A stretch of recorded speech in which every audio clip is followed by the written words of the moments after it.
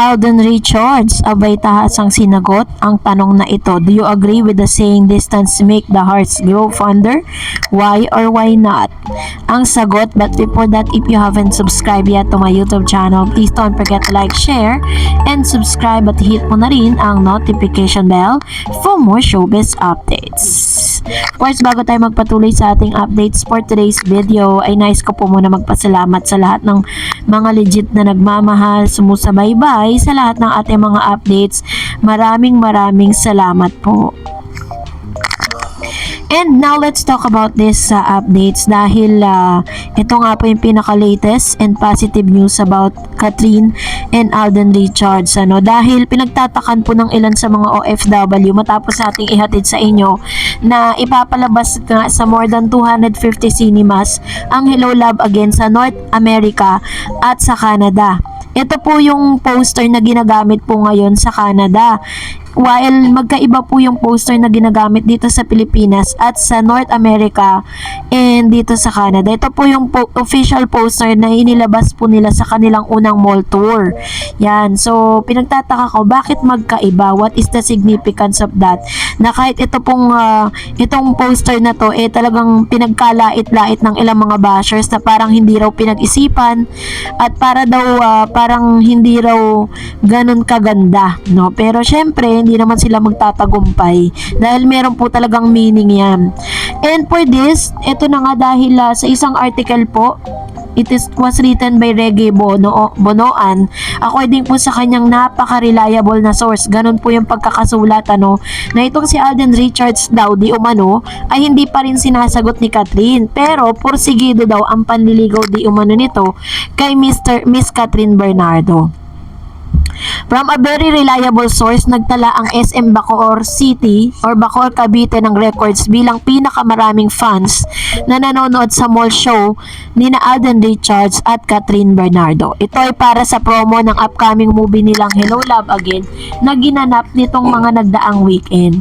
On sale na raw kasi ang ticket para first day of showing ng Hello Love Again sa November 13, pero sold out na raw ito.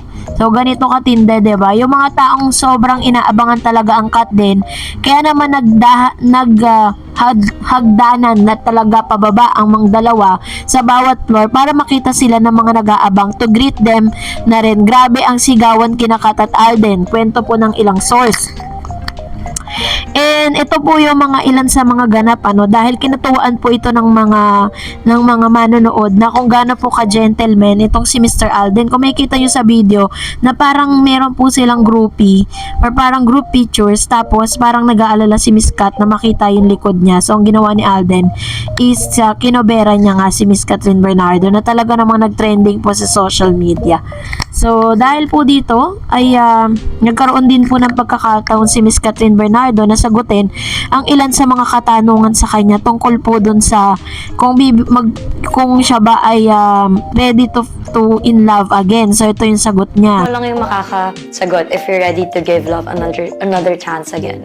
So, sabay ng tanong na yan ay tinanong din si Mr. Alden Richards that if he really agree with the saying distance make the hearts grow fonder, why or why not? And this is what Alden Richards answer to that question. Depende. Actually, hindi siya applicable to everyone. Parang nandun yun sa mag-partner dun sa couple na yun kung how would they handle that kind of setup. So, there's no really right answer to that. Pero kung ako yung tatanungin, siguro no.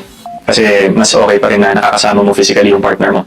Because kung ako, in my personal point of view, parang medyo mahirap for me na hindi ko naiakap, hindi ko nakakausap face-to-face yung partner ko. So, para sa akin, no tayo dyan. Sa base po sa tanong, kung itatranspose natin yan na parang hindi po siya ganun ka-agree sa tinatawag na LDR or long distance relationship, pinaliwanag na niya na hindi talaga yun ang gusto niyang, yung gusto niyang parang format ng kanyang magiging karelasyon.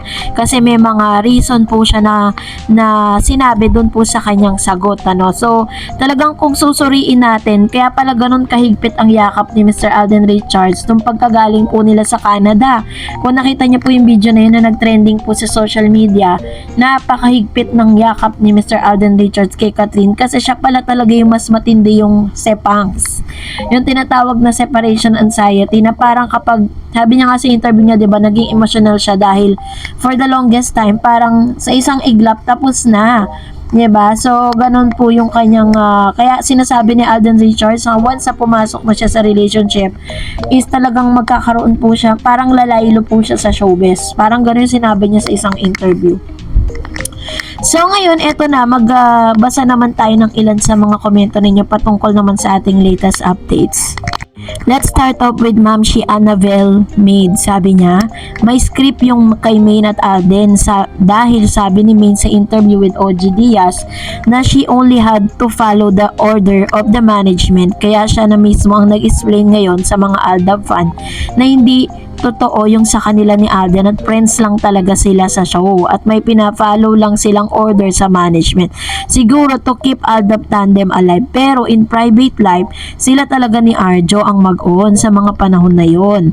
Na bagay na hindi po kayang paniwalaan ng ilang sa mga fandom na talagang ngayon parang mga bashers po natin pagdating po sa paniniwala patungkol nga dito po sa namumuong relasyon, kasi parang naiwan sila dun sa paniniwala na mag-asawa nga si Catherine or mag-asawa si Alden at si Miss Maine. Sabi ni Ma'am si Corazon Weaver, I don't think there would be sepangs to think that their relationship had leveled up. Alden Richards would find ways and means to be with Catherine Bernardo's most of the time. Ayun, to naman yung kanyang komento. And sabi ni Miss Benga Azucena, Miss Tarets, hindi naman siguro magkakaroon ng sifang sangkat din, lalo't kung talagang naliligo si Alden na kay Kat or kung sila man na ngayon. Syempre, mas magbibigay na ng priority si Alden kay Kat dahil yan ang matagal na niyang gusto na magkaroon ng karelasyon, pero ibabalance pa rin nila ang love and career nila. Syempre, let's hope na lang talaga na sila na lang sana. Ayan. So, ito naman yung kanyang prayer for Catherine and Alden Richards. Totoo naman po yan dahil siguro po magkakaroon po ng kaunting sefangs, 'di ba, or separation anxiety, pero syempre meron namang marami namang means para po talaga magkausap po sila, magkita sila. Nasa kanila pa rin talaga 'yun kumbaga parang nasa time management. Sabi nga ng ilang mga nag-comment sa ating comment section na nasa kanila yung kung i-set nila na pwede sila magkita ulit or magkikita sila kung kailan or magkikita sila araw-araw. Na kay Alden Richards na rin po 'yun.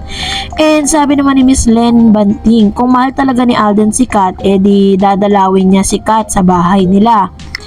Calls, magiging madalas yan. Minsan lalabas sila, ganun lang yun. And sabi ni Miss Malu, palagay ko si Pops ang iiyak, pero baka namang iba na ang situation nila ngayon dahil wala nang karelasyon si Catherine at free na siyang dumalaw at tawagan si Catherine anytime na naisin niya. True.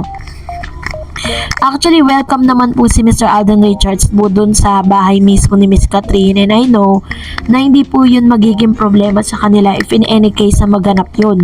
Dahil hindi naman po si binabawalan ni Miss Mami Mino, yung kanyang anak, or either si Alden Richards, kasi maraming beses na rin natin nakita na namataan itong si Alden Richards sa loob mismo ng bahay ni Miss Catherine.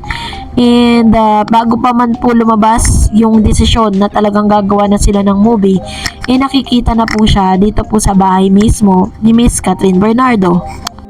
Miss Darets, follower po ninyo ako. Like your update with Catherine. Thank you. And sabi ni Ma'am Shelina Santos, yes, tama ka Miss Darets. In favor nga ang Kat din lahat ng sinabi ni Nay Christy. Nung pinanood ko po nga lahat po ng mga sinabi niya doon, wala naman po talaga siyang sinabing hindi favor sa Kat din. Lahat po yun talagang puro pabor. Lahat kay Kat din. And of course, sabi ni Ma'am si Annabelle, hello Miss Darets, modern time kasi ang peg ng Realme cellphone, kaya modern look lagi si Kat at daring, pero kagandahan ngayon kaya ipakita at kayang gawin ni Kat. Sa kapatunay lang na matured na siya. O naman, positive naman yung comment ni Nanay Christy. Fans din sila ng Kat din. Yun lang ang palagay nila after ng movie nila at pagkatapos ng promotion nila na magkaroon ng safe function dalawa.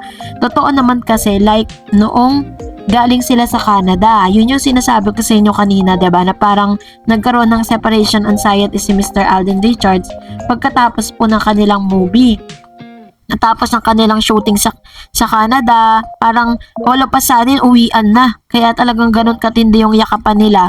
Pagkatapos nga po, or maghiwalay na sila sa airport. Pero yun yung mula mula doon sa Canada hanggang pag-uwi, 'di ba? Magkatabi sila, magkasama.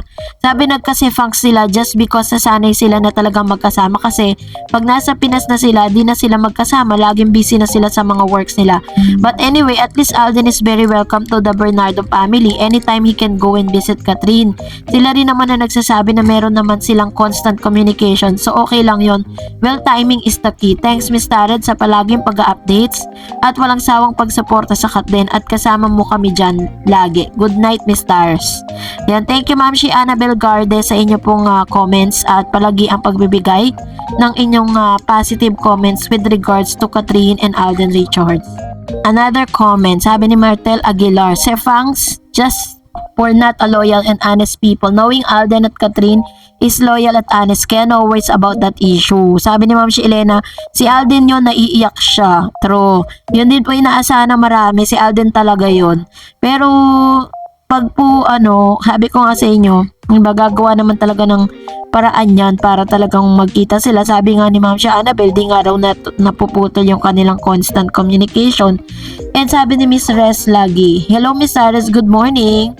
Since mayroon na silang 85% level up ng friendship, si Alden na mismo nagsabi nun, yung 15% parang maging winner. Kita na din natin sa mga molter nila, masakit lang yung mga ayaw sila maging masaya. Kaya si Alden ang action niya pinapakita at si Kat ang layo na from HLG up to this time. Iba na kay Kat din yun. Mismo nang galing. Kaya Kat din for life.